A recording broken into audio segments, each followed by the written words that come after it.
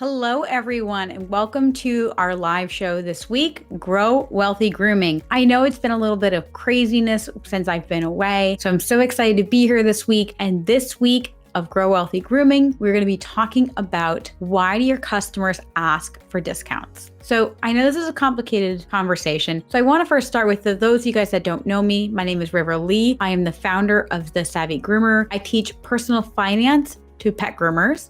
Again, for those of you guys that don't know me, I went from living in my car to owning several businesses. I now teach students internationally using my online course called Personal Finance on a Leash, which is a 12-week course where we walk you through how to go from surviving to living to thriving. I've been in the grooming industry over 10 years and I love it. I currently own a feline exclusive mobile business. It's really my heart and my soul. And if you want to learn more about me, feel free to go to my website, savvygroomer.com. So this was actually inspired by the question I got, well, I should say a question I was answering in a Facebook group. And the question was, what do you say when clients ask for a discount? Now, everyone has different business models. Everyone has different ways of going about their business. There are things that you like to do that I might hate and vice versa. So I'm going to preface it with that. You have to do what's best for your business, and don't let anyone tell you what's best for your business unless if you're a business coach. So my answer to the question, what do you say when clients ask for a discount, was I ask them why. Then I shut up and listen. It's an opportunity to educate them or consider their feelings. A lot of times they simply don't understand what we do and why we charge what we do. And I was really shocked at how much pushback I got in the group, but that's going to happen because not everyone's going to agree. And sometimes we all have to agree to disagree because that's just life, honestly. So with that, I got people saying that it was rude and no one should ever ask for a discount. So let's think about for a moment why someone might ask for a discount. If I ask them why, what are some potential answers they're going to give me? They're probably going to ask, do you do multiple pets? Now, this may be somebody who's considering getting another dog or maybe even 2 puppies. And they're like, man, should I get this? Is this going to be too much money? Maybe if I get 3 dogs, it'll be less money. And then that's up to you if you want to do multi-pet. So one thing might be they're assuming that what they're doing is going to give you more business or easier. With multi-pet, again, you may say, you know what? It takes the same amount of time to do 4 dogs as it does, whether or not you're in the same household. And that's accurate. Like in my shop, I didn't do multi-pet discounts. It didn't matter. You were still taking up a kennel of another person. But with my van, because I'm going to multiple stops, going to a house with 6 cats is a lot less time than doing 1 cat, checking out, scheduling, going to the next client, getting the cat, grooming the cat, checkout, scheduling. So I'm going to save a lot of time and a lot of energy. So to me, that wouldn't make sense. At my shop, it didn't make any sense because ultimately you're coming all at once. And in fact, it's kind of more of a pain in the butt because then if you cancel, now I have to fill 6 spots versus, now mobile. If someone with 6 cats cancels, I'm like, I got the day off. Happy as a clam. So that might be one reason why they might. Now it's up to you to educate them in a polite manner because a lot of times I hear groomers saying it's rude. If I were to assume why it's rude, it's because the groomer is assuming that client doesn't appreciate the groomer. And that's just not always the case. But a lot of people just want to know what discounts you offer, and assuming that your client is cheap. That's rude to me as somebody who spends a lot of, I spend an obscene amount of money at Starbucks. I asked them when I first joined if there were any discounts and there was. So I'm like, oh, score. Perfect. That's great. I'm super happy as a clam. But that's a discount. You may say it's a loyalty program or it's this or it's that. That's fine. It doesn't matter. I wouldn't have known unless if they told me about it or I asked about it. And that's a high-end company. You guys know that I'm very fond of Tiffany's. Did you know that Tiffany's offers a discount on engagement rings to military personnel? My ex-husband is a Navy veteran and he would ask all the time, do you offer military discount? Because we'd always be surprised at how many places were so generous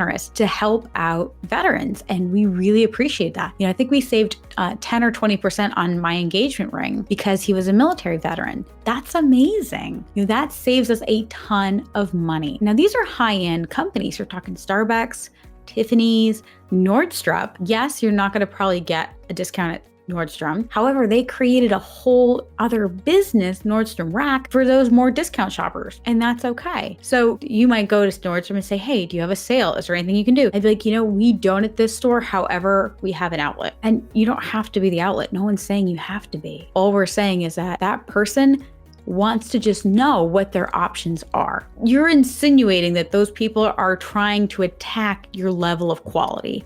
And that's a huge disservice, because this is, again, a chance for education. This is a chance to educate your client. And that, to me, is one of the most important things. And in fact, I had said it's not rude to ask for a discount. Asking for discounts is very common, especially in America, but even more so in other cultures. Let's be honest, on the flip side, if you think asking for discounts is rude, then on the flip side, do you think offering upsells is rude? Because essentially what you're doing is doing what you're saying being rude for discounts in reverse. You're saying, hey, that price you're willing to pay, are you willing to pay more? Isn't that the same line of thought as asking if a discount's rude? But if you don't want to discount any of your services, no one's asking you to. No one's forcing you to. Please do not think on any level I am suggesting that you should. What I'm saying is when your client is asking it, consider what is their motivation. Another example is I get what's called a Brazilian blowout, which is why my hair is beautiful and straight right now. My hair grows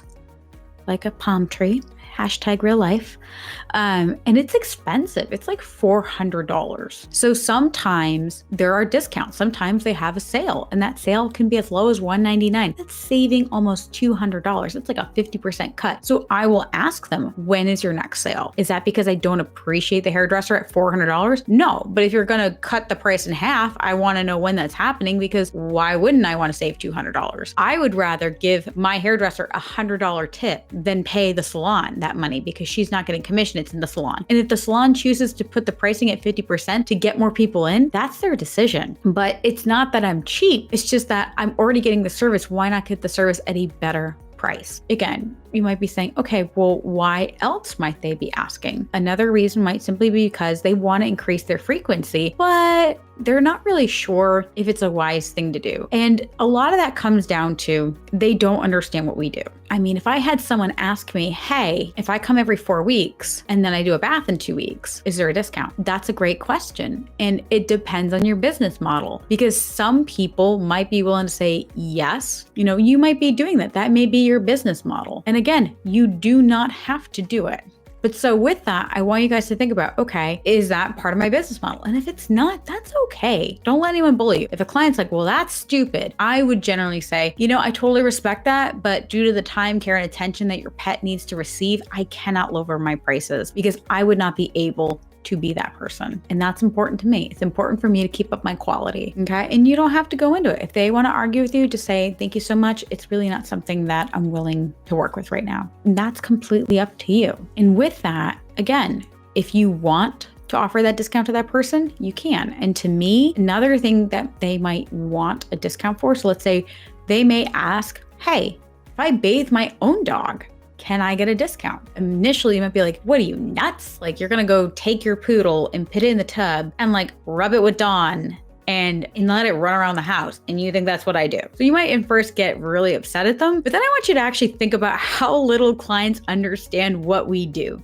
They think they have the skill set. They don't understand what we do. I would say, I really appreciate the thought. However, it's really hard to get a professional blowout on your dog at home. You don't have a $600 high velocity dryer. You just don't. You don't have the patience and the setup to sit there and blow that hair out so that it's ready to be cut. And if it's not properly blown out, I can't give it a good haircut. And I don't want you to get a subpar haircut. A, for my reputation, but also because your dog deserves the whole enchilada. And they may go, oh, well, I get that now. So they may not understand that, because the end product they may think is the actual haircutting, which some of it is, but a lot of it, I would say personally, 2/3 of it is actually the bath and blow dry. Without a good bath and blow dry, you're never going to get a good groom. Again, I understand it's annoying to give them that education, but by giving them that education, you're going to be the go-to authority. A lot of times you want to pretend like they should just trust it. And the problem with just trusting them is, why should they trust you? They'd literally see all over social media that pets are dying in grooming salons. Because unless if we are the people to teach them, the people that are going to teach them are the crazies. With customers asking for a discount, I just don't want people to assume that they're being assholes, because it's not very fair. If you want to grow your shop, it's all on how you want to do it. It's knowing what your business model is like. And even high-end clients are going to ask about discounts, and don't take it personally. Don't worry. They're going to, but anyway, I digress. We may disagree on certain things, but don't take that personally. Please, I love when you guys share. I will never judge you. I'm always going to give you my opinion, because that's all I have. I have things that I learn from not just the grooming industry, but also outside the grooming industry. But I also want to share everything about my knowledge, because I think it's great when we can kind of disagree. I love the saying, the only way to grow is through contrast. And I think that's true. It's through the disagreement that we figure out what we actually believe. Yeah.